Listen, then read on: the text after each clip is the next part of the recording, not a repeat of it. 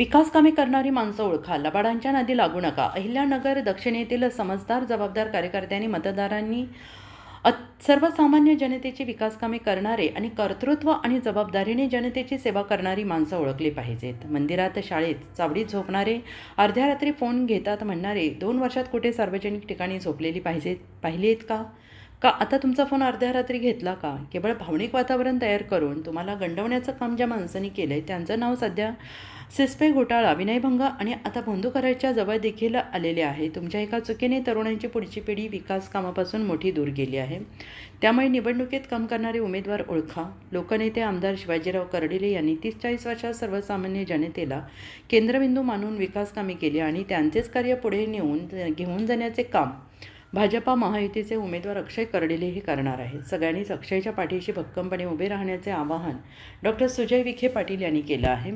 सोमवारी मिरी लोहसर तिसगाव या ठिकाणी झालेल्या कार्यकर्त्यांच्या बैठकीप्रसंगी डॉक्टर सुजय विखे पाटील बोलत होते. सुजय विखे पाटील यांच्या परखड भूमिकेमुळे कार्यकर्त्यांना हसावं की रडावं असा देखील प्रश्न काही वेळ पडला. कार्यकर्त्यांना निवडणुकीच्या निमित्ताने शाब्दिक चिमटे काढताना विखे पाटील यांनी विरोधकांचा देखील चांगला समाचार घेतला.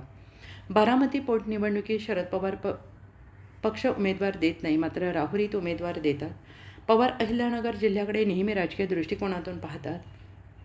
माजी मंत्री प्राजक्त तनपुरे सुशिक्षित आणि सुसंस्कृत नेतृत्व असल्यामुळे त्यांनी या पोटनिवडणुकीतून माघार घेतली आणि त्यांचेही आभार व्यक्त करतो असं म्हणत विखे कर्डिले राजळे गट म्हणून नव्हे तर भाजपा म्हणून सगळ्यांनी एकत्रित राहा, विकास कामे करणाऱ्यांच्या पाठीशी उभे राहण्याचे आवाहन माजी खासदार डॉक्टर सुजय विखे यांनी यावेळेस केलं. यावेळी आमदार मोनिकाताई राजळे, मार्केट कमिटीचे चेअरमॅन सुभाषराव बर्डे, नगराध्यक्ष अभयराव आव्हाड, माजी सभापती काशीनाथ पाटील लवांडे, ज्येष्ठ नेते बाळासाहेब अकोलकर, चेअरमॅन दीपक लांडगे, नगर मार्केट कमिटीचे माजी संचालक बाबा पाटील खर्चे, हरिभाऊ कर्डिले, सुनील साखरे, पाथर्डी मार्केट कमिटीचे संचालक वैभव खलाटे, अजय रक्ताटे, जिजाबापूर लोंढे, नगरसेवक प्रतीक खेडकर, संतोष शिंदे, एकनाथ आटकर, संभाजी पालवे, कुशल भापसे, सचिन वाईकर, पुरुषोत्तम आठरे, पृथ्वीराज आठरे, चारुदत्त वाघ, भाऊसाहेब लोखंडे, राजेंद्र तागड, महादेव कुटे,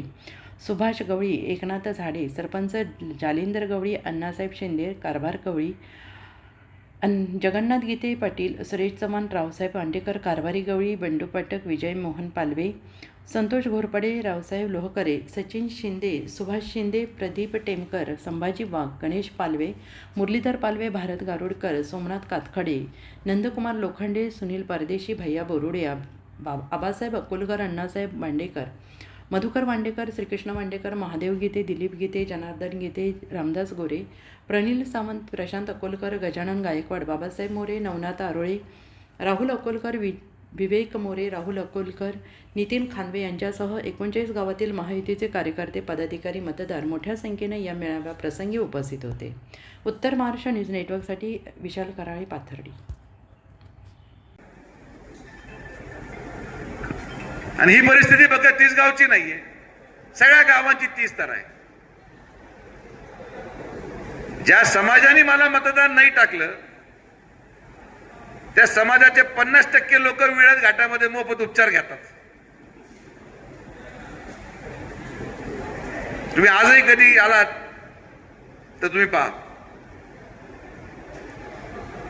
आणि मग नेमकी हा प्रश्न पडला की आता अजून काय केलं गेलं पाहिजे. ज्या 222 मध्ये नगर ते पाथर्डीला जायला 3.5-4 तास लागायचे, सगळ्या रस्त्याची पाहणी मी केली, भूसंपादन मी केलं, ताईंच्या प्रयत्नातून जिथं अडचणी आल्या ताईंची मदत घेतली, ठेकेदार बदलला, रस्ता संपला आणि एक माणूस फक्त 1 तास उपोषणासाठी बसला आणि म्हणे रस्ता मी करून टाकला. आणि तुमचं दुर्भाग्य नाही, हे माझं दुर्भाग्य. मला कधी ऍक्टिंग जमलीच नाही. मी माझे कपडे काढू शकलो नाही, मी बनियांवर झोपू शकलो नाही, मी कधी फावडा घेऊन फिरू शकलो नाही. कदाचित हे मला जमलं असतं. आता मी बनियानच घालत नाही, तो बरं काढायचं काय.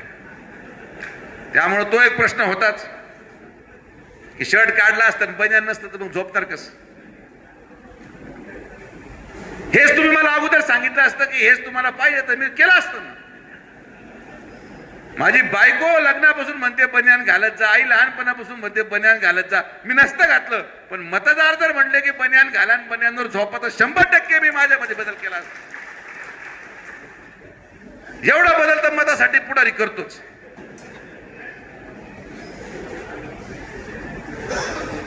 कारण की हे कळायला वेळ गेला की नेमकी लोकांना पाहिजे काय. आता जवळपास 1.5 वर्ष 2 वर्ष उलटून गेले आता लोकसभेला. मला नाही माहिती की खासदार किती वेळेस आले तिसगाव मध्ये, किंबहुना काय वांबोरी चारीवर काय प्रश्नावर बोलले असते.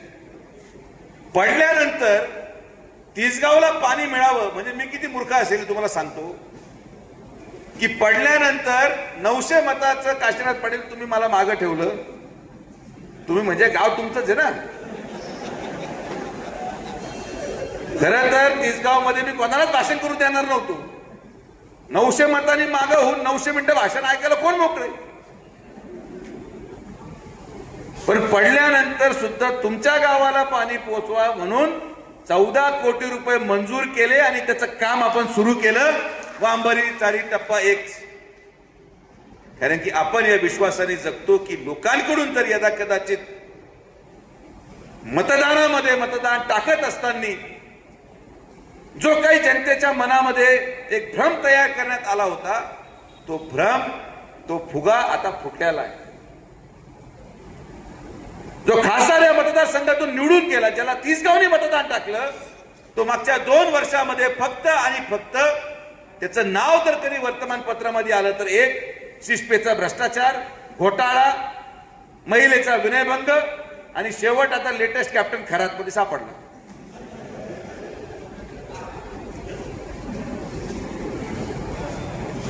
आणि म्हणून या प्रत्येक गोष्टीचा जेवढे प्रश्न मला तिसगावचे माहिती आहे, आणि मी जर खरंच सूडबुद्धीने वागलो असतो ना, किती वेळ लागतो तुमचं अतिक्रमण काढायला, मला हे जे लोक राहतात तुमच्या गायरान जमिनीवर 5 मिनिटं लागतील. 5 मिनिटं. आणि कोणी काही करू शकत नाही. पण माझा तो स्वभावच नाही. मी कष्टाने आणि कर्तृत्वाने मत मागणारा माणूस. आपल्या प्रयत्नातून, आपल्या ताकदीने जे केलं ते लोकांसाठी केलं. लोकांना पाणी मिळावं म्हणून केलं. पण हे सगळं प्रयत्न माहितीये का व्यर्थ गेले काशीनाथ पाटील? कारण की गाव पातळीवरचे तुमचे भांडणं कधी संपलेच नाही. कोणी कर्डिले गटाचा, कोणी विखे गटाचा, कोणी राजाळे गटाचा, कोणी लंके गटाचा, कोणी फलाना गटाचा, कोणी टिमकाना गटाचा. यापुढे या निवडणुकीपासून ना कोणी विखे गटाचा, ना कोणी राजाळे गटाचा, ना कोणी कर्डिले गटाचा, फक्त आणि फक्त भारतीय जनता पार्टी हे संकल्प घेऊन आपल्याला काम करायचं. आणि जो कोणी नाटक करेल, तुम्ही दुसरीकडे जागा शोधा, नाही तर पारनेरला जाऊ शकता. आमची काय हरकत नाही.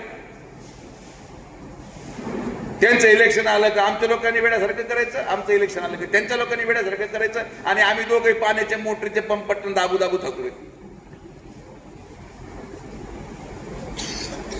तर ही निवडणूक आहे चूक सुधारण्याची, की जो त्या कर्डिले साहेबांनी केला. हे जे कामं मी तुम्हाला का बोलून दाखवले, हे कामं जे काही मी करू शकलो, आमदारताईंच्या माध्यमातून करू शकलो, या कामामागे सगळ्यात मोठं श्रेय जर कोणाला जात असेल तर ते स्वर्गीय शिवाजीराव कर्डिले साहेबांना जात. हे काय एकटं माझं काम नव्हतं, पण आपण ते केलं. अहिल्यानगरचं चित्र बदलण्याचं काम आपण केलं. इथून आपण निघून बायपासला लागलो, बायपासून विळत, त्याच्यानंतर तर नगर सोलापूर रस्ता, त्याच्यानंतर फ्लायओव्हर. म्हणजे मी ताई कधी कधी विचार करतो आपण काय करून टाकलं. लोकांना कधी चांगलं पाहिजे सवय नव्हती. अचानक एवढ्या सगळ्या गोष्टी दिसल्यामुळे काहीतरी गोंधळ झाला. आणि मी खासदार नसल्यापासून एक सुरत हैदराबाद जो मी सोडून गेलो होतो, त्याचं अजून भूसंपादन शुद्धी प्रक्रिया चालू नाही. ज्या सुरत हैदराबाद मध्ये या पातळीचं भविष्य दडलेलं आहे, जो रस्ता छत्रपती संभाजीनगर ते पुण्याचा रस्ता जो पाथर्डीच्या तिसगाव मधून जाणार होता, MIDC ते रस्ता करणार होती, काय झालं त्या रस्त्याचं? हाऊस माझी नाही झाली. आज माझा नाही मोडला गेला, कोणाचा मोडला गेला तो समजून घ्या. एखाद्या सुशिक्षित आणि समृद्ध माणसाला पराभूत करून तुम्ही तुमच्या मुलांचं आयुष्य अंधारामध्ये ढकलल्या पलीकडे काही केलं नाही. बघितलं आम्ही गमतीनं म्हणत साहेब, तुम्ही जसा मी 96-97 पासून तुम्हाला बघते, राजकारणात माझा संबंध नव्हता, परंतु त्यावेळेस कर्डिले साहेब जशी त्यांची प्रतिमा होती ती शेवटपर्यंत होती. कधी कर्डिले साहेब आजारी आहेत, कधी त्यांनी सुट्टी घेतली. गेल्या 30-40 वर्षापासून म्हणजे सरपंच पदापासून तर एवढी मोठी बदल, राज्यमंत्रीपद, जिल्हा सहकारी बँकेचं चेअरमन पद, कधी ते घरी राहिले नाही, सुट्टी घेतली नाही. नाही तर आजकालची आमची सर्व तरुण मंडळी, आमदार खासदार जे कोणी असेल, म्हणजे दादांच्या वयाचे असतील, एखादी निवडणूक झाली तर आम्ही लगेच आमचा शीन काढायला कुठंतरी 4 दिवस सुट्टी घेतो. परंतु कर्डिले साहेबांनी कधी सुट्टी घेतलेली आपण बघितली नाही. प्रत्येकाच्या सुखादुःखात कर्डिले साहेब कुटुंबाप्रमाणे पाठीमागे उभं राहायचे. आणि मला वाटतं तोच वारसा आता अक्षयदादाच्या रूपाने आपल्या समोर आलेला आहे. आपले सर्वोच्च नेते देवेंद्र फडणवीस साहेब, प्रदेशाध्यक्ष चव्हाण साहेब, नामदार राधाकृष्ण विखे पाटील आणि सुजयदादा यांच्या माध्यमातून अक्षयदादाला उमेदवारी मिळाली. पक्षाने उमेदवारी देण्याचं काम केलं, परंतु तो निवडून आणण्याची जबाबदारी ही तुमची आमची सर्वांची आहे. आम्ही तर सर्व त्याच्या पाठीशी आहोत अक्षयदादाच्या, परंतु खरी निवडणूक ही तुमच्या जीवावर आहे. तुमच्या सर्वांचं योगदान, तुमच्या सर्वांचा सिंहाचा वाटा त्यामध्ये असणार आहे. आज घराघरापर्यंत तुम्हाला जायचंय. अक्षयदादा येईल किंवा नाही येईल, कारण एवढा 3 तालुक्यामध्ये फिरणं या कमी कालावधीमध्ये अशक्य आहे. परंतु कर्डिले साहेबांच्या गेल्या 3-4 वर्षाचा जर प्रवास बघितला, कर्डिले साहेबांचा आजारपण असेल त्यावेळेस अक्षयदादा सुद्धा आपल्या सर्वांच्या संपर्कामध्ये होते. कर्डिले साहेब जरी दवाखान्यात कमरेचं ऑपरेशनमुळे होते, परंतु त्यावेळेस अनेक कार्यक्रमांना, लग्न समारंभाला, सुखादुखाला अक्षयदादाचं या 3ही तालुक्यामध्ये येणं जाणं होतं, लोकसंपर्क होता. आणि कर्डिले साहेबांच्या दुर्दैवी अकाली जाण्यानं एक मोठी जबाबदारी कुटुंबाची असेल, व्यवसायाची असेल, समाजकारणाची असेल, राजकारणाची असेल, ही अतिशय कमी वयामध्ये अक्षयदादावर आलेली आहे.